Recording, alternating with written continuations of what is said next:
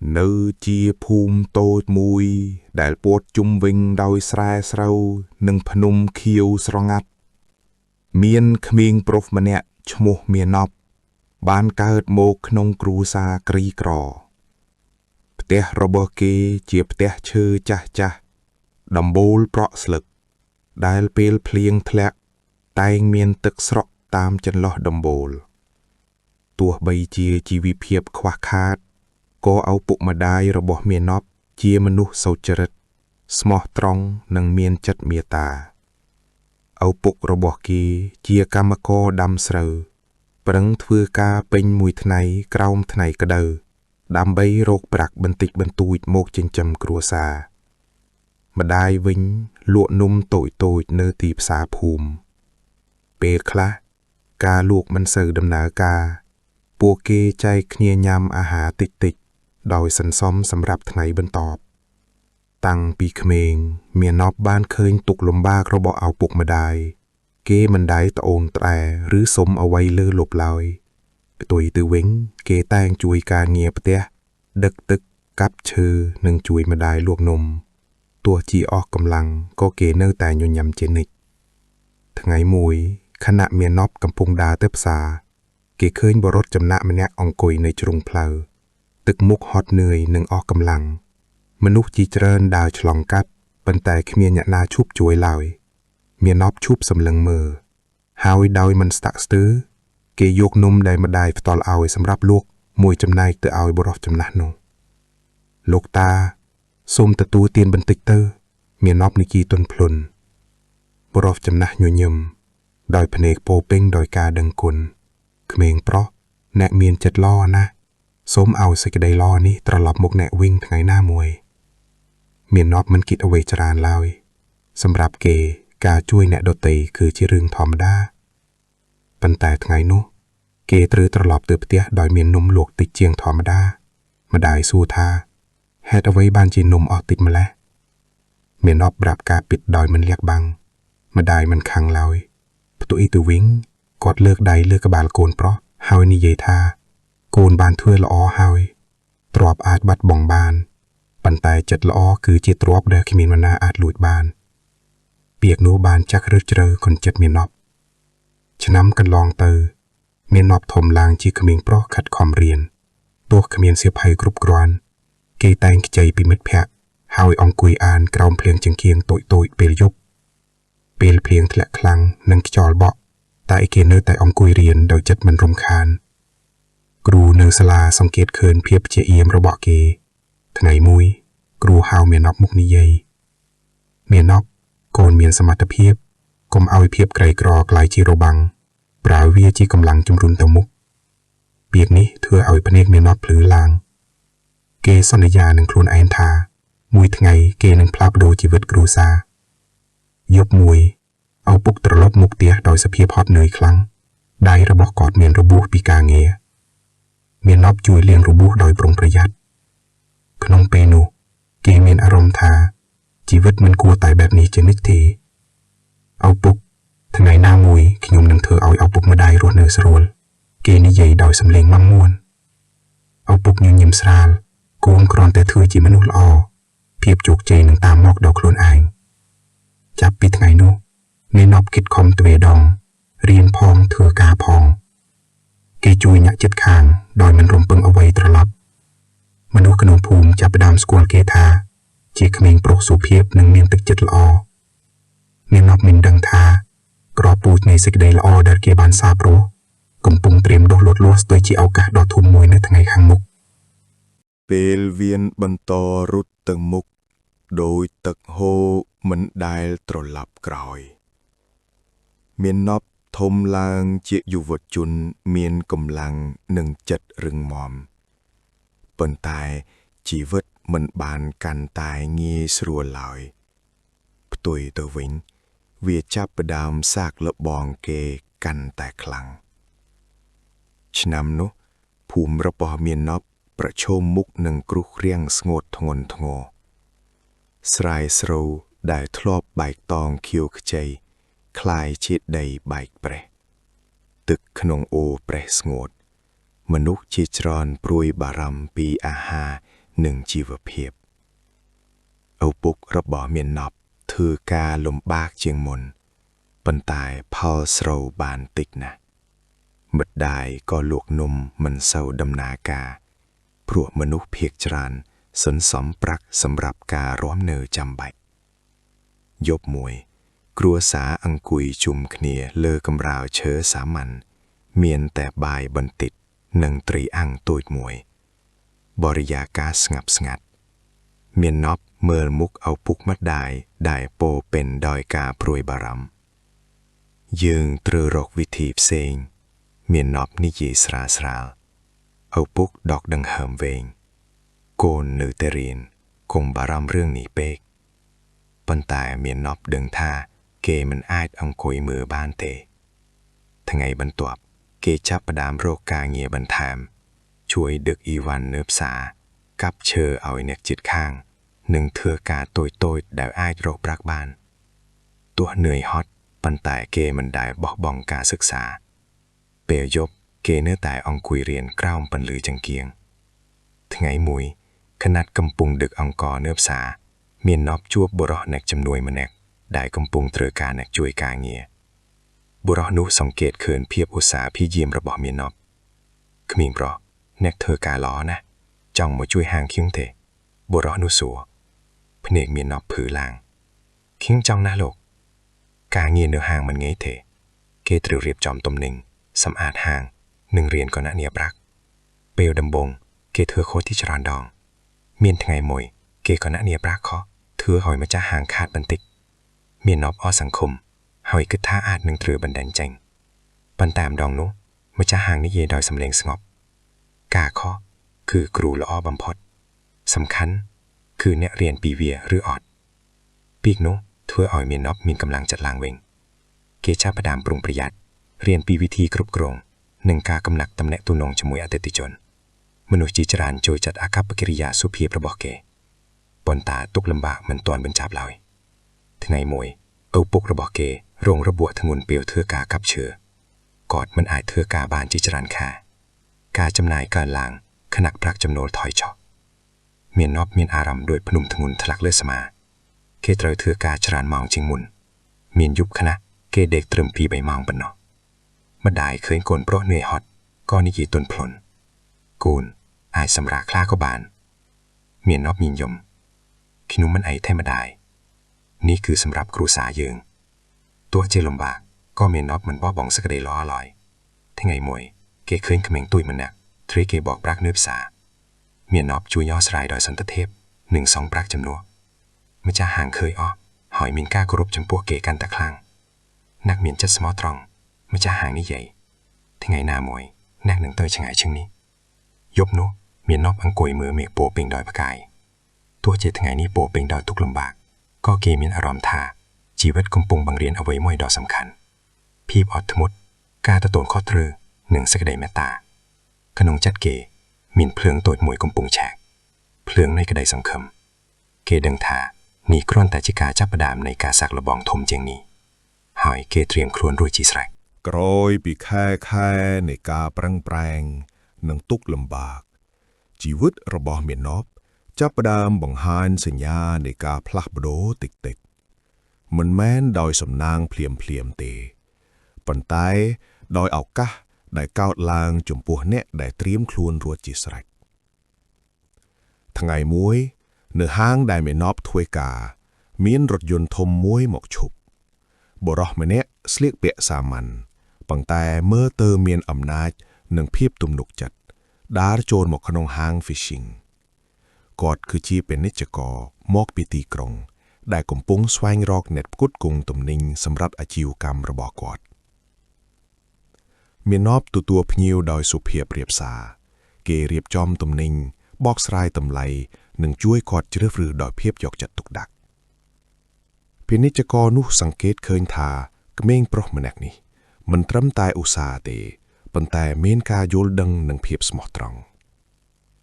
ក្រោយពេលទិញរួចគាត់សួរថាក្មេងប្រុសអ្នកធ្វើការនៅទីនេះយូរហើយឬប្រហែល1ឆ្នាំហើយលោកមានណប់ឆ្លើយដោយគោរពអ្នកចេះគណនាល្អហើយនិយាយច្បាស់ អ្នកធ្លាប់គិតចង់ទៅធ្វើការនៅទីក្រុងទេសំណួរនោះធ្វើឲ្យបេះដូងមាននប់លោតខ្លាំងទីក្រុងកន្លែងដែលពោលពេញដោយឱកាសប៉ុន្តែព្រឺព្រួតសម្រាប់អ្នកមិនធ្លាប់ចាកចេញពីភូមិខ្ញុំមិនដែលគិតឆ្ងាយដល់ថ្នាក់នោះទេគេនិយាយស្តាក់ស្ទើរពាណិជ្ជករញញឹមបើអ្នកចង់រៀននឹងធ្វើការខ្ញុំអាចផ្ដល់ឱកាសប៉ុន្តែវាមិនងាយទេពាក្យមិនងាយមិនធ្វើឲ្យមាននប់ភ័យឡើយព្រោះជីវិតគេមិនដែលងាយស្រួលសោះយប់នោះមាននប់ប្រាប់ឪពុកម្ដាយអំពីឱកាសនេះផ្ទះតូចស្ងប់ស្ងាត់ខណៈពួកគេស្ដាប់ដោយយកចិត្តទុកដាក់ម្ដាយមើលកូនដោយភ្នែកពូលពេញដោយក្តីស្រឡាញ់ទីក្រុងគឺឆ្ងាយម្ដាយបារម្ភឪពុកនៅស្ងៀមមួយផ្លែតមុននិយាយថាឱកាសមិនមកញឹកញាប់ទេបើកូនទៅត្រូវចងចាំថាកុំបោះបង់សេចក្តីល្អដែលយើងបានបង្រៀនមាននប់មានអារម្មណ៍ទាំងរំភើបនិងភ័យខ្លាចការจากចេញមានន័យថាគេត្រូវបោះជំហានទៅក្នុងពិភពដែលមិនស្គាល់ប៉ុន្តែវាក៏ជាឱកាសក្នុងការផ្លាស់ប្ដូរជីវិតគ្រួសារបន្ទាប់ពីគិតពេញមួយយប់គេធ្វើការសម្រេចចិត្តខ្ញុំនឹងទៅគេនិយាយដោយសំឡេងមាំមួនខ្ញុំនឹងត្រឡប់មកជាមួយអនាគតល្អជាងនេះសម្រាប់យើងទាំងអស់គ្នាថ្ងៃจากចេញមកដល់ម្ដាយឲ្យថង់តូចមួយដែលមានអាហារនិងក្រណាត់ឪពុកដាក់ដៃលើស្មាកូនភាពស្មោះត្រង់និងការខិតខំនេះជាទ្រព្យពិតរបស់កូនគាត់និយាយការធ្វើដំណើរទៅទីក្រុងធ្វើឲ្យមាននប់ភ្ញាក់ផ្អើលអាគារខ្ពស់ៗសំឡេងរថយន្តនិងមនុស្សច្រើនអ្វីខកពីភូមិយ៉ាងខ្លាំងនៅថ្ងៃដំបូងគេមានអារម្មណ៍តូចនិងមិនប្រកបចិត្តការងាររបស់គេគឺជាជំនួយការនៅឃ្លាំងទំនិញវាជាការងារលំបាកលើកអីវ៉ាន់ធ្ងន់រៀបចំស្តុកនិងរៀនប្រព័ន្ធគណនាទំនិញមានកម្មករមួយចំនួនមើលងាយគេព្រោះគេមកពីភូមិក្មេងភូមិនឹងមិនអាចតន់ទីក្រុងបានទេមនុស្សម្នាក់និយាយចំអកមេណបមិនឆ្លើយតបដោយកំហឹងគេឆ្លើយតបដោយការងារមកដល់មុនគេចេញយឺតជាងគេនឹងធ្វើអ្វីដោយហ្មត់ចត់ប៉ុន្មានសប្តាហ៍ក្រោយម្ចាស់ឃ្លាំងសង្កេតឃើញភាពខិតខំរបស់គេគាត់ឲ្យមេណបរៀនការគ្រប់គ្រងស្តុកនិងការគំនិតអតិថិជននេះជាលើកដំបូងដែលមេណបមានអារម្មណ៍ថាគេកំពុងដើរទៅមុខពិតប្រាកដយប់មួយខណៈអង្គុយនៅបន្ទប់ជួលតូចមេណបគិតអំពីភូមិនិងគ្រួសារទោះនឿយហត់ក៏បេះដូងគេពោលពេញដោយក្តីសង្ឃឹមនេះគ្រាន់តែជាជំហានដំបូងគេនិយាយក្នុងចិត្តខ្ញុំនឹងទៅហោឆ្ងាយជាងនេះគេមិនដឹងថាការសម្រេចចិត្តមួយនេះកំពុងបើកទ្វារទៅកាន់ឱកាសធំដែលនឹងសាកល្បងទាំងប្រាជ្ញាចិត្តនិងគុណធម៌របស់គេជីវិតនៅទីក្រុងមិនដែលឈប់សាកល្បងមានុបឡើយបន្ទាប់ពីខែនៃការងារខិតខំគេបានក្លាយជាកម្មករដែលគ្រប់គ្នាទុកចិត្តនៅក្នុងឃ្លាំងទំនិញប៉ុន្តែជោគជ័យតូចនេះគ្រាន់តែជាការចាប់ផ្ដើមព្រោះការប្រឈមធំបំផុតកំពុងរងចាំថ្ងៃមួយឃ្លាំងទំនិញប្រឈមមុខនឹងបញ្ហាធ្ងន់ធ្ងរការបញ្ជាទិញធំមួយត្រូវដឹកជញ្ជូនក្នុងពេលខ្លីប៉ុន្តែប្រព័ន្ធគ្រប់គ្រងស្តុកមានកំហុសទំនិញមួយចំនួនបាត់បង់ខណៈពេលកាន់តែខិតជិតបុគ្គលិកជាច្រើនច្របូកច្របល់ម្ចាស់ឃ្លាំងមានទឹកមុខតានតឹងបើយើងមិនដោះស្រាយទាន់ពេលយើងនឹងបាត់បង់អតិថិជនធំគាត់និយាយមានុបសង្កេតឃើញភាពចលាចលគេចាំបានពីវិធីរៀបចំស្តុកដែលគេបានសិក្សានិងការកត់ត្រាដោយដៃដែលគេធ្វើជាប្រចាំលោកខ្ញុំគិតថាខ្ញុំអាចជួយពិនិត្យបានគេនិយាយដោយប្រុងប្រយ័ត្នមនុស្សខ្លះមើលគេដោយសង្ស័យកម្មករវ័យក្មេងម្នាក់នឹងដោះស្រាយបញ្ហាធំបានយ៉ាងដូចម្តេចប៉ុន្តែម្ចាស់ឃ្លាំងឲ្យឱកាសឡបង្ហាញក្នុងថាអ្នកអាចធ្វើបានមានុបចាប់ផ្ដើមរៀបចំក្រុមតូចមួយគេចែកការងារឲ្យច្បាស់អ្នកខ្លះពិនិត្យស្តុកអ្នកខ្លះធ្វើបញ្ជីគេប្រើការកត់ត្រារបស់ខ្លួន เปรียบเทียบជាមួយទិន្នន័យនៅក្នុងប្រព័ន្ធការងារបន្តរយៈពេលជាច្រើនម៉ោងអស់កម្លាំងប៉ុន្តែមិនណាប់មិនបោះបង់ទីបំផុតគេរកឃើញកំហុសការបញ្ចូលទិន្នន័យខុសដែលបង្កឲ្យមានការផាន់ច្រឡំពេលទំនិញត្រូវបានរៀបចំតាន់ពេលបរិយាកាសของឃ្លាំងផ្លាស់ប្ដូរទៅជាការធូរស្រាលម្ចាស់ឃ្លាំងញញឹមដោយមោទនភាពអ្នកបានសង្គ្រោះថ្ងៃនេះគាត់និយាយមិនត្រឹមតែដោយទម្លាំងប៉ុន្តែដោយការគិតនិងការដឹកនាំពីថ្ងៃនោះមាណពត្រូវបានផ្ដល់តួនាទីថ្មីជាជំនួយការគ្រប់គ្រងមនុស្សដែលធ្លាប់មើលងាយគេចាប់ផ្ដើមគោរពប៉ុន្តែភាពជោគជ័យនាំមកនឹងការសាក់លបងថ្មីបុគ្គលិកម្នាក់ដែលមិនពេញចិត្តចាប់ផ្ដើមបង្កពាក្យចចាមអារ៉ាមថាមាណពកំពុងព្យាយាមឡើងតំណែងដោយមិនសមរម្យមាណពលើពាក្យជាងនេះប៉ុន្តែមិនឆ្លើយតបដោយកំហឹងគេចាំពាក្យអពុកសេចក្តីល្អជាទ្រព្យពិតគេបន្តធ្វើការដោយស្មោះត្រង់ជួយអ្នកដទៃនិងបង្ហាញភាពជាអ្នកដឹកនាំតាមរយៈសកម្មភាពមិនយូរប៉ុន្មានមនុស្សគ្រប់គ្នាឃើញការពិតដោយខ្លួនឯងថ្ងៃមួយម្ចាស់ឃ្លាំងហៅមាណពទៅការិយាល័យអ្នកមានសក្តានុពលធំគាត់និយាយជំចង់ឲ្យអ្នករៀនការគ្រប់គ្រងអាជីវកម្មនេះអាចជាជំហានសំខាន់សម្រាប់អនាគតអ្នកបេះដូងមាណពពោពេញដោយការរំភើបនេះជាឱកាសដែលគេមិនទ្រាំសម្រេចដល់យប់នោះមាណពឈូមើលពន្លឺទីក្រុងពីបង្អោបន្ទប់ជួលគេចាប់អារម្មណ៍ថាជីវិតកំពុងផ្លាស់ប្ដូរមិនមែនដោយសំណាងទេប៉ុន្តែដោយការប្រឹងប្រែងនិងគុណធម៌ដែលគេរក្សាទុកខ្ញុំនឹងមិនភ្លេចថាខ្ញុំមកពីណាគេនិយាយស្រាលៗគេដឹងថាផ្លូវខាងមុខនៅវែងប៉ុន្តែឥឡូវនេះគេមានទំនុកចិត្តថាអាចដើរបន្តបានការប្រជុំនេះបានបង្ហាញសមត្ថភាពពិតរបស់មាណពហើយវាគ្រាន់តែជាការចាប់ផ្ដើមនៃជំហានធំៗទៅកាន់អនាគតដែលគេកំពុងសាងសង់ក្រោយពីត្រូវបានផ្ដល់ឱកាសរៀនការគ្រប់គ្រង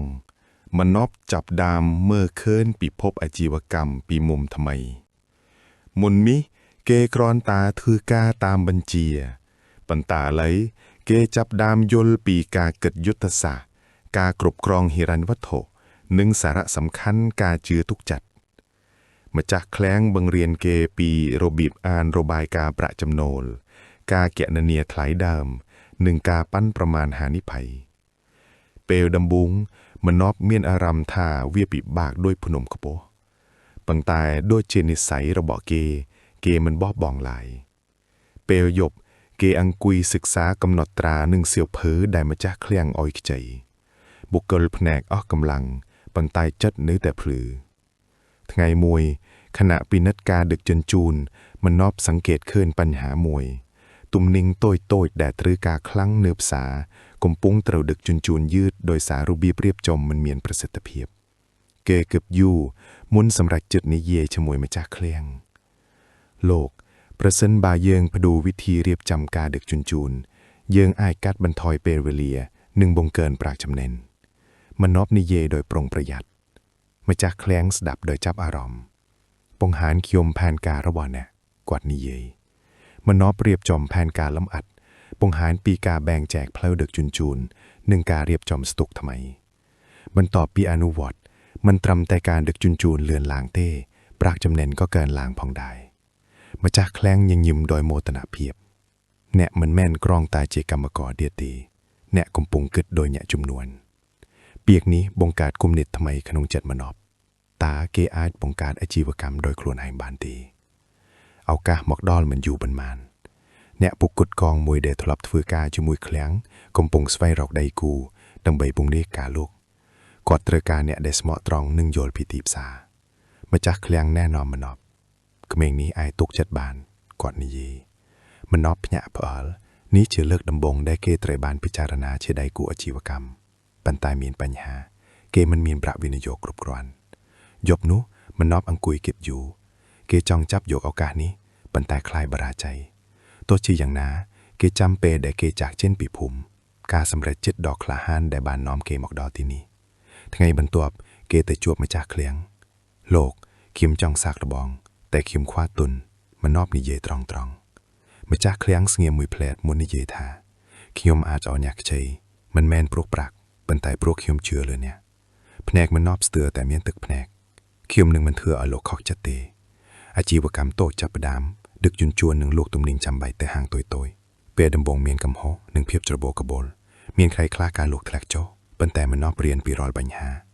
គេប្រើភាពស្មោះត្រង់និងការកំណត់ល្អដើម្បីបង្កើតការជឿទុកចិត្តជាមួយអតិថិជនមនុស្សចាប់ផ្ដើមណែនាំគេទៅអ្នកផ្សេងប៉ុន្មានខែក្រោយអាជីវកម្មចាប់ផ្ដើមមានស្ថិរភាពប្រាក់ចំណេញមិនធំធីប៉ុន្តែវាជាជំហានដំបូង ជាភ័ក្រตัวเตี้ยថាមិនណប់អាចបង្កើតអ្វីមួយដោយខ្លួនឯងថ្ងៃមួយគេផ្ញើប្រាក់ទៅឪពុកម្ដាយជាលើកដំបូងម្ដាយទូរស័ព្ទមកដោយសំឡេងរំភើបកូនយើងមិនធ្លាប់សម្រេចថាថ្ងៃនេះនឹងមកដល់ទេមិនណប់ញញឹមនេះជាកម្លាំងជំថើញដ៏ធំបំផុតរបស់គេដឹងថាផ្លូវទៅមុខនៅវែងប៉ុន្តែឥឡូវនេះគេមិនមែនគ្រាន់តែសុភិនទេគេកំពុងសាងសង់អនាគតដោយដៃខ្លួនឯងអាជីវកម្មតូចរបស់មាណពកំពុងលូតលាស់យ៉ាងស្ងៀមស្ងាត់ពីការដឹកជញ្ជូនទៅហាងតូចវាបានពង្រីកទៅជាការផ្គត់ផ្គង់ទំនិញជាប្រចាំមាណពធ្វើការចិត្តមិនមានថ្ងៃសម្រាកពេលព្រឹករៀបចំទំនិញពេលថ្ងៃជួបអតិថិជនពេលយប់ពិនិត្យគណនីជោគជ័យដំបូងធ្វើឲ្យគេមានទំនុកចិត្តប៉ុន្តែជាមួយនឹងការលូតលាស់ក៏មានហានិភ័យធំតាមមកផងដែរថ្ងៃមួយអ្នកផ្គត់ផ្គង់ធំម្នាក់បានផ្ដល់ឱកាសកិច្ចសន្យាដឹកជញ្ជូនទំនិញក្នុងបរិមាណច្រើនដែលអាចធ្វើឲ្យអាជីវកម្មរបស់មាណពកើនឡើងជាច្រើនដងប៉ុន្តែមានលក្ខខណ្ឌមួយគេត្រូវវិនិយោគប្រាក់ច្រើនជាងដែលគេធ្លាប់ប្រើមាណពអង្គុយមើលឯកសារកិច្ចសន្យាដោយចិត្តច្របូកច្របល់នេះជាឱកាសឬជាហានិភ័យដែលអាចបំផ្លាញអ្វីទាំងអស់គេទៅពិគ្រោះជាមួយម្ចាស់ឃ្លាំងចាស់មនុស្សដែលគេចាត់ទុកដូចគ្រូការលូតលាស់តែងមកជាមួយហានិភ័យបរិសុទ្ធនោះនិយាយសំណួរមិនមែនថាហានិភ័យមានទេប៉ុន្តែថាអ្នកយល់វាប៉ុន្មានមាណពចំណាយពេលប៉ុន្មានថ្ងៃសិក្សាលម្អិតគណនាថ្លៃដើមផែនការដឹកជញ្ជូននិងប្រាក់បម្រុងនៅទីបញ្ចប់គេសម្រេចចិត្តទទួលយកប៉ុន្តែដោយការរៀបចំប្រុងប្រយ័ត្នការចាប់ដើមមើលទៅល្អទំនិញចេញចូលយ៉ាងរលូនប៉ុន្តែមិនយូរប៉ុន្មានបញ្ហាធំបានកើតឡើងការដឹកជញ្ជូនមួយត្រូវបានពន្យាពេលដោយសារគ្រោះធម្មជាតិទំនិញជាច្រើនខូចខាតការខាតបង់ធ្វើឲ្យមាណពត្រូវប្រឈមមុខនឹងបណ្ដាលធំដៃគូខ្លះចាប់ដើមសង្ស័យសម្ពាធកើនឡើងពីគ្រប់ទីយប់មួយមាណពអង្គុយម្នាក់ឯងក្នុងឃ្លាំងស្ងប់ស្ងាត់ប្រអប់ទំនិញដែលខូចស្ថិតនៅជុំវិញដូចជាភាសតកដែលការបរាជ័យតើខ្ញុំបានធ្វើខុសទេគេគិតតើនេះជាជុំផ្លូវប៉ុន្តែពីឪពុកលេចឡើងក្នុងចិត្តភាពស្មោះត្រង់និងការខិតខំគឺជាទ្រព្យពិតថ្ងៃបន្ទាប់មាណពជួបអតិថិជននិងដៃគូទាំងអស់ដោយផ្ទាល់គេពន្យល់ស្ថានភាពដោយត្រង់និងផ្ដល់ផែនការសងបណ្ដោះមនុស្សខ្លះមិនពេញចិត្តប៉ុន្តែមនុស្សជាច្រើនគោរពភាពស្មោះត្រង់របស់គេយើងនឹងឲ្យពេលអ្នកដៃគូម្នាក់និយាយព្រោះអ្នកមិនគិតបញ្ហាមាណពឆាប់ដើមធ្វើការទ្វេដងកាត់បន្ថយចំណាយរៀបចំការដឹកជញ្ជូនថ្មីនិងស្វែងរកអតិថិជនថែមវាជារយៈពេលដ៏នឿយហត់ប៉ុន្តែជំហានតូចចាប់ដើមបញ្ហាលទ្ធផលប៉ុន្មានខែក្រោយបណ្ដាលត្រូវបានកាត់បន្ថយអាជីវកម្មត្រឡប់មកមានស្ថិរភាពខ្សោយជាងមុនប៉ុន្តែរឹងមាំជាងមុនថ្ងៃមួយមាណពចូលនៅមុខឃ្លាំងមើលព្រះអាទិត្យលិចគេដឹងថាការបរាជ័យនេះមិនបានបំផ្លាញគេវាបានបង្រៀនគេហានិភ័យមិនមែនជាសត្រូវគេនិយាយស្រាវាជាគ្រូដែលបង្ហាញថាយើងរឹងមាំប៉ុន្មានការសាកល្បងនេះបានពង្រឹងជំនឿរបស់មាណពមិនត្រឹមតែជំនឿលើអាជីវកម្មប៉ុន្តែជំនឿលើខ្លួនឯងហើយគេដឹងថាផ្លូវទៅមុខនៅមានឱកាសធំប៉ុន្តែឥឡូវនេះគេត្រៀមខ្លួនល្អជាងមុនក្រោយពីឆ្លងកាត់វិបត្តិធំមាណពមិនមែនត្រឹមតែសង្គ្រោះអាជីវកម្មរបស់ខ្លួនបានទេគេคล้ายជាមនុស្សថ្មីដែលមានការគិតច្បាស់លាស់និងការប្រុងប្រយ័ត្នកាន់តែខ្លាំងបំណុលដែលធ្លាប់ធ្វើឲ្យគេងមិនលក់ឥឡូវត្រូវបានគ្រប់គ្រងអាជីវកម្មវិញក៏ចាប់ផ្ដើមមានស្ថិរភាពឡើងវិញប៉ុន្តែមាណពដឹងថា ការរស់នៅត្រឹមតែស្ថិរភាពមិនគ្រប់គ្រាន់ទេគេចង់បង្កើតអ្វីដែលរឹងមាំនិងអាចរីកចម្រើនបានយូរអង្វែងគេចាប់ផ្ដើមវិភាគអាជីវកម្មយ៉ាងលម្អិតមើលថាតំបន់ណាមានតម្រូវការខ្ពស់និងកន្លែងណាអាចពង្រីកបានគេរកឃើញថាទំនិញប្រើប្រាស់ប្រចាំថ្ងៃនៅតំបន់ជ័យទីក្រុងមានតម្រូវការខ្ពស់ប៉ុន្តែការផ្គត់ផ្គង់មិនទៀងទាត់នេះគឺជាឱកាសគេនិយាយក្នុងចិត្តមានណាប់ចាប់ដើមសាកល្បងផែនការថ្មីបើកបណ្ដាញចែកចាយតូចៗនៅតំបន់ជ័យទីក្រុងជំនួសឲ្យការវិនិយោគធំភ្លាមគេធ្វើជាជំហានតូចៗប៉ុន្តែមានការកំណត់ច្បាប់ការចាប់ដើមមិនងាយមានថ្ងៃខ្លះការលុកយឺតមានដៃគូខ្លះមិនទុកចិត្តប៉ុន្តែមានណាប់ប្រាយបទពិសោធន៍ពីការបរាជ័យមុនគេរក្សាទំនាក់ទំនងល្អនិងបំពេញសន្យាដោយម៉ត់ចត់បន្តិចម្ដងអតិថិជនចាប់ដើមជឿទុកចិត្តការបញ្ជាទិញការឡើងបណ្ដាញចែកចាយតូចៗคล้ายជាប្រព័ន្ធដែលមានប្រសិទ្ធភាពថ្ងៃមួយម្ចាស់ឃ្លៀងចាស់មកលេងគាត់ដើរមើលការងារដោយភ្នែកពោពេញដោយមោទនភាពអ្នកបានទៅឆ្ងាយជាងដែលខ្ញុំគិតគាត់និយាយមានណាប់ញញឹមเพราะលោកបានបង្រៀនខ្ញុំឲ្យមើលឃើញឱកាសក្នុងបញ្ហាក្នុងចិត្តគេមានគោលដៅថ្មីមិនត្រឹមតែពង្រីកអាជីវកម្មទេប៉ុន្តែបង្កើតអ្វីដែលអាចជួយអ្នកដទៃការត្រឡប់មកខ្លាំងជាងមុននេះមិនមែនគ្រាន់តែជាជោគជ័យហិញ្ញណធម៌វាជាភតិដ្ឋានថាមនុស្សដែលមិនបោះបង់អាចបង្កើតអនាគតដោយដៃខ្លួនឯងការពង្រីកអាជីវកម្មបាននាំឲ្យមាននប់ឈានចូលដំណាក់កាលថ្មីមិនត្រឹមតែជាអ្នកផ្គត់ផ្គង់ទំនិញទៀតទេប៉ុន្តែជាអ្នកជំនួនដែលមនុស្សចាប់ផ្ដើមស្គាល់បណ្ដាញចែកចាយរបស់គេដំណើរការយ៉ាងរលូនហើយក្រុមការងារកាន់តែធំឡើងប៉ុន្តែអ្វីដែលមាននប់មិនបានរំពឹងទុកគឺសំណាងធំមួយដែលនឹងផ្លាស់ប្ដូរទិសដៅអាជីវកម្មរបស់គេទាំងស្រុងថ្ងៃមួយមាននប់ត្រូវបានអញ្ជើញទៅចូលរួមកិច្ចប្រជុំអ្នកជំនួញក្នុងទីក្រុងវាជាលើកដំបូងដែលគេឈរនៅក្នុងបន្ទប់ពោពេញដោយអ្នកមាងបាក់ពិសោធន៍និងវិនិយោគិនធំទោះមានអារម្មណ៍តានតឹងក៏គេចងចាំថាគេមកទីនេះដោយការគិតខំមិនមែនដោយចៃដន្យក្នុងកិច្ចប្រជុំនោះក្រុមហ៊ុនធំមួយកំពុងស្វែងរកដៃគូចែកចាយក្នុងតំបន់ពួកគេចង់ធ្វើការជាមួយអ្នកដែលមានបណ្ដាញរឹងមាំនិងមានកិត្តិយសល្អមាននប់ស្ដាប់ដោយចាប់អារម្មណ៍នេះជាឱកាសដែលអាចនាំអាជីវកម្មគេទៅកម្រិតថ្មីពេលវេលាសម្រាប់ការបង្ហាញមកដល់មាននប់ឡើងនិយាយដោយសំឡេងស្ងប់ប៉ុន្តែមាំមួនគេពិបល់ពីប្រព័ន្ធចែកចាយបទពិសោធន៍និងគោលការណ៍ស្មោះត្រង់ដែលគេយកជាមូលដ្ឋានបន្ទប់ស្ងប់ស្ងាត់ខណៈអ្នកស្ដាប់យកចិត្តទុកដាក់បន្ទាប់ពីការបង្ហាញអ្នកតំណាងក្រុមហ៊ុនធំនិយាយថាយើងមើលឃើញសក្តានុពលមិនត្រឹមតែអាជីវកម្មរបស់អ្នកទេប៉ុន្តែអ្នកផ្ទាល់ប៉ុន្មានសប្តាហ៍ក្រោយមាននប់ទទួលដំណឹងគេត្រូវបានជ្រើសរើសជាដៃគូផ្លូវការថ្ងៃនោះគេឈរនៅមុខឃ្លាំងដោយបែកដូងពោពេញដោយការរំភើបកិច្ចសហការនេះមានន័យថា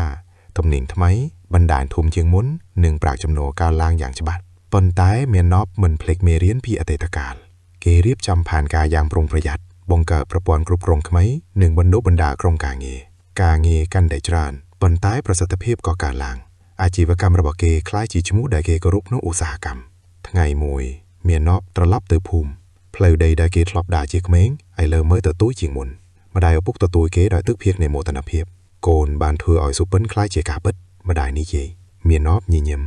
នេះគឺជាផលនៃអ្វីដែលអ្នកបានបង្រៀនខ្ញុំសេចក្តីល្អនិងការខិតខំគេមើលភូមិមនុស្សដែលធ្លាប់ជួយគេកុមារដែលមានសុពិនដូចគេធ្លាប់មានក្នុងចិត្តគេមានគំនិតថ្មីការប្រើជោគជ័យដើម្បីបង្កើតអ្វីដែលមានន័យសំណាងធំនេះមិនមែនគ្រាន់តែជាការរកប្រាក់វាជាទ្វារទៅកាន់ជីវិតអាចប៉ះពាល់ដល់អ្នកដទៃហើយមាននប់ដឹងថាជំហានបន្ទាប់នឹងមិនមែនសម្រាប់ខ្លួនគេប៉ុណ្ណោះទេប៉ុន្តែសម្រាប់សង្គមក្រោយពីកិច្ចសហការធំបាននាំអាជីវកម្មឡើងកម្រិតថ្មីមាននប់រកឃើញថាជីវិតរបស់គេបានផ្លាស់ប្ដូរយ៉ាងខ្លាំង เคลียงทำไมบกกะเลิกจีจรานหนึ่งกาจอจาจีมวยใดกูถมคลายจีเรื่องประจำไงปนแต่จุมนวนหนึ่งโจกใจก็เมียนสมนัวมวยเกิดล้างคลองจัดเกจีหยึกหยอบตาโจกใจนี้เมียนในเอาไว้ไงมวยขนักเมียนนอบตรลอบเตอภูมิเกคืนก็มามวยกลมอังกุยกล้อมดามเชอใจเกเนียเสียวพอยจ้าตัดที่เพียบนู้เธอเอาเกจำอตัยตกาลเปลได้เกตรึกใจเสียวพอยหนึ่งเรียนกล้อมปนลือจังเกียงขนงจัดเกเมียนอารมณ์จองเธอเอาไว้มวยบรรตัวปีเพียกซาจิมวยอบปุกมาได้หนึ่งกรมกาเงียเมียนนอบสำรัดบังกาดมูลนิธิโตดมวยสำหรับการอบรมนือผุมเกจวยติ่งเสียวเพอแก้ลำอบรรทบศึกษาหนึ่งประดออาหารสำหรับกุมาแดกคว้าคาดทั้งไงบ่อยกรรมวิธีกุมาจีจรานเยอะยำดอยศึกใดริกเรียครูบังเรียนนิเยดอยตึกแผนกในกาดึงกุลแนกบานพระดอลอนาคตดอยโปเกเมียนนอบเยอะย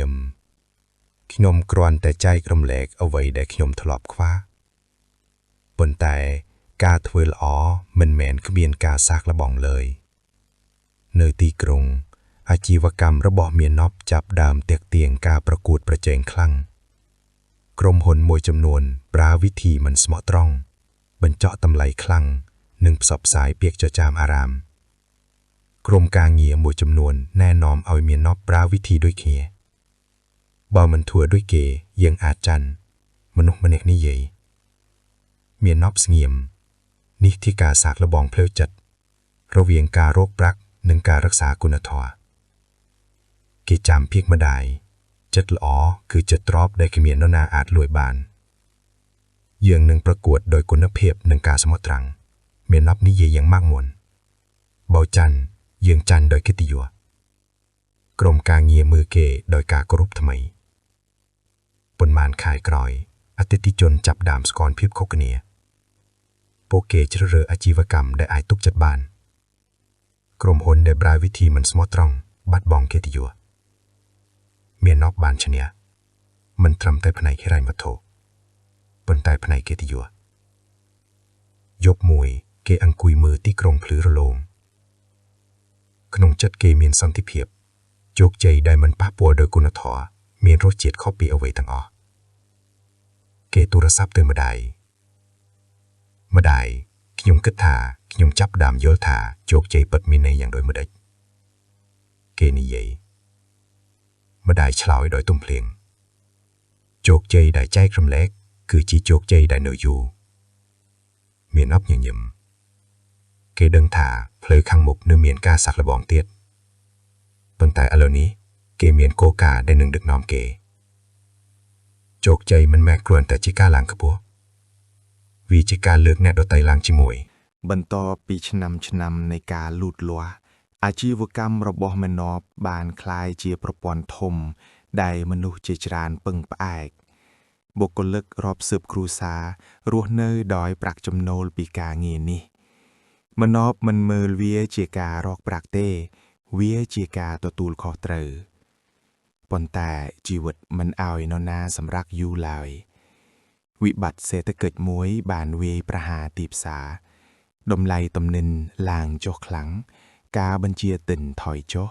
หายไดกูมวยจำนวนปากกาวินิโยกขนองเรียคล้ายปรักจำโนระบกรมหนเถลือกโจอย่างฉบับกาประชุมบรรตอนเตยบานเฮากรมกรุบกรองมือมกเนียดอยเพียบตานตังยืงเตรกัดบรรทอยจำนายพลิมแนะกรุบกรองมาแนะนิเยเมียนในท่ากัดบรรทอยบกเลิกมนุษย์แมกเตียดบรรแทมบรรตุบสมบสงัดเปียกนุทงนโดยทมอมนอบคิดปีบกเลิกมนุษย์ได้ถวยกาจิมวยเกตั้งปีตำบงยบนุเกดาวมันอยากอายก็น้องเคลียงได้ทรอปโปเป็นดอยสกรรมเพียบเกจำอเตตกาลเปลได้เกจีกรรมกรมันอยากได้ถวยกาเอากะตาขนมกูเจริญเพลิงเงยหรือเพลิงตรำเตร ថ្ងៃ បន្ទាប់មិននប់ហើយក្រុមការងារមកប្រជុំយើងកំពុងប្រជុំវិបត្តិគេនិយាយត្រង់ប៉ុន្តែខ្ញុំមិនចង់ឲ្យនរណាបាត់បង់ការងារទេយើងនឹងស្វែងរកវិធីផ្សេងរួមគ្នាក្រុមការងារមើលគេដោយការភ្ញាក់ផ្អើលនិងការគោរពផែនការថ្មីត្រូវបានបង្កើតកាត់បន្ថយចំណាយមិនចាំបាច់បដូរយុទ្ធសាស្ត្រលក់និងបង្កើតសេវាកម្មថ្មីមិនអបផ្ទាន់កាត់បន្ថយប្រាក់ចំណូលរបស់ខ្លួនឯងដើម្បីរក្សាបុគ្គលិកខែដំបូងពិបាកមានថ្ងៃដែលគ្រប់គ្នាអស់កម្លាំងប៉ុន្តែការរួបរวมបានបង្កើតកម្លាំងបន្តិចម្ដងផែនការថ្មីចាប់ផ្ដើមមានលទ្ធផលអតិថិជនត្រឡប់មកវិញការបញ្ជាទិញការឡើងថ្ងៃមួយអ្នកគ្រប់គ្រងម្នាក់ញញឹមហើយនិយាយថាយើងបានឆ្លងកាត់វាបរិការពោពេញដោយការធូរស្រាលនិងមោទនភាពមិនអបចូលមើលក្រុមការងារមនុស្សដែលបានជឿលើគេដឹងថាការសម្រេចចិត្តមិនបោះបង់នរណាម្នាក់ជាជ័យជំនះធំបំផុតយប់នោះគេទូរស័ព្ទទៅឪពុកគីមគិតថាខ្ញុំបានធ្វើការសម្រេចចិត្តត្រឹមត្រូវគេនិយាយឪពុកឆ្លើយដោយសំឡេងស្ងប់ជោគជ័យពិតគឺពេលដែលអាចឈ្នះដោយមិនបោះបង់មនុស្សនៅពីក្រោយមិនអបញញឹមវិបត្តិនេះមិនបានបំផ្លាញគេវាបានបញ្ជាក់ថាគេជាមនុស្សបែបណាគេដឹងថាជំហានបន្ទាប់នឹងមិនមែនគ្រាន់តែអំពីអាជីវកម្មប៉ុន្តែអំពីមរតកដែលគេចង់ទុកសម្រាប់អ្នកដទៃមានណប់គឺជាក្មេងប្រុសក្រីក្រកើតក្នុងគ្រួសារសាមញ្ញនៅភូមិជនបណ្ដប់ទោះមានជីវភាពខ្វះខាតក៏ឪពុកម្ដាយបានបង្រៀនគាត់អំពីសេចក្តីស្មោះត្រង់មេត្តានិងការខិតខំមានណប់ធំឡើងដោយជួយគ្រួសាររៀនយ៉ាងអត់ធ្មត់និងធ្វើល្អចំពោះអ្នកដទៃពេលជួបគ្រោះរាំងស្ងួតនិងបញ្ហាជីវភាពគាត់សម្រេចចិត្តទៅទីក្រុងដើម្បីស្វែងរកឱកាសពីកម្មករធម្មតាគាត់បង្ហាញសមត្ថភាពស្មោះត្រង់និងការដឹកនាំរហូតមានឱកាសចាប់ផ្ដើមអាជីវកម្មផ្ទាល់ខ្លួនទោះជួបការបរាជ័យនិងបំណុលធំមានណប់មិនបោះបង់គាត់រៀនពីកំហុសនិងត្រឡប់មកខ្លាំងជាងមុនអាជីវកម្មរបស់គាត់លូតលាស់คล้ายជាបណ្ដាញធំហើយគាត់ប្រើជោគជ័យដើម្បីជួយសង្គមជាពិសេសការអប់រំកុមារពេលប្រឈមវិបត្តិសេដ្ឋកិច្ចគាត់ជ្រើសរករក្សាបុគ្គលិកនិងគុណធម៌ជាមុនតាមរយៈការខិតខំនិងសេចក្តីល្អមានណប់คล้ายជាអ្នកជំនួញជោគជ័យប៉ុន្តែសំខាន់ជាងនេះគាត់คล้ายជាមនុស្សដែលមានតម្លៃឆ្នាំបានកន្លងផុតទៅអាជីវកម្មរបស់មានណប់คล้ายជាក្រុមហ៊ុនធំដែលមានសាខាច្រើនមនុស្សរាប់រយនាក់មានការងារធ្វើដោយសារគាត់នៅក្នុងភ្នែកសង្គមគាត់គឺជាមហាសេដ្ឋីជោគជ័យប៉ុន្តែនៅក្នុងចិត្តខ្លួនឯងមានណប់នៅតែជាក្មេងប្រុសពីភូមិដែលចងចាំថ្ងៃលំបាកថ្ងៃមួយគាត់ត្រឡប់ទៅភូមិវិញមិនមែនជាអ្នកស្វែងរកឱកាសទៀតទេប៉ុន្តែជាអ្នកនាំឱកាសមកវិញសាលារៀនថ្ងៃមួយដែលត្រូវបានសាងសង់មណ្ឌលបណ្ដុះបណ្ដាលជំនាញដែលបានបើកដើម្បីឲ្យយុវជនមានឱកាសរៀនការងារមានណប់ឈួរមើលកុមាររត់លេងដោយសំណើតទិដ្ឋភាពដែលធ្វើឲ្យគេមានអារម្មណ៍ពេញលេញជាងប្រាក់ណាមួយក្នុងពិធីបើកមណ្ឌលមនុស្សជាច្រើនប្រមូលផ្ដុំគ្នាមានណប់ឡើងនិយាយសាមញ្ញខ្ញុំមិនមែនជាមនុស្សពិសេសទេខ្ញុំគ្រាន់តែមិនបោះបង់ហើយអ្វីដែលខ្ញុំមានថ្ងៃនេះចាប់ដើមពីសេចក្តីល្អតូចម្ដាយឪពុកអង្គុយមើលដោយមោទនភាពឪពុកញញឹមស្រាលដោយថ្ងៃដែលគាត់ធ្លាប់ប្រាប់កូនថាភាពស្មោះត្រង់គឺជាទ្រព្យពិតក្រោយបៀលកម្មវិធីមានណប់ដើរតាមផ្លូវដីដែលគេធ្លាប់ដើរខ្យល់ល្ងាចបុកស្រាលគេគិតអំពីដំណើរជីវិតពីភាពក្រីក្រទុក្ខលំបាកការបរាជ័យនិងជោគជ័យគេយល់ថាកំពូលពិតមិនមែនជាចំនួនប្រាក់ទេប៉ុន្តែជាចំនួនមនុស្សដែលបានទទួលឱកាសយុវជនម្នាក់រត់មកសួរលោកតើខ្ញុំអាចជោគជ័យដូចលោកបានទេមានណប់ញញឹមហើយឆ្លើយថាបើអ្នកធ្វើការខិតខំរក្សាសេចក្តីល្អនិងមិនបោះបង់អ្នកអាចទៅឆ្ងាយជាងខ្ញុំផងព្រះអាទិត្យលិចយឺតមានណប់ឈរមើលភូមិដែលធ្លាប់ជាចំណុចចាប់ដើមឥឡូវក្លាយជាកន្លែងដែលគាត់បានផ្ដល់មរតកនៃឱកាសហើយក្នុងភាពស្ងប់ស្ងាត់នោះគាត់ដឹងថាជោគជ័យពិត គឺការរស់នៅដោយគុណធម៌និងការលើកនឹកដទៃឡើងជាមួយរឿងរបស់មានណប់មិនចប់ដោយប្រាក់វាចប់ដោយអត្ថន័យចប់ដោយបរិបូរណ៍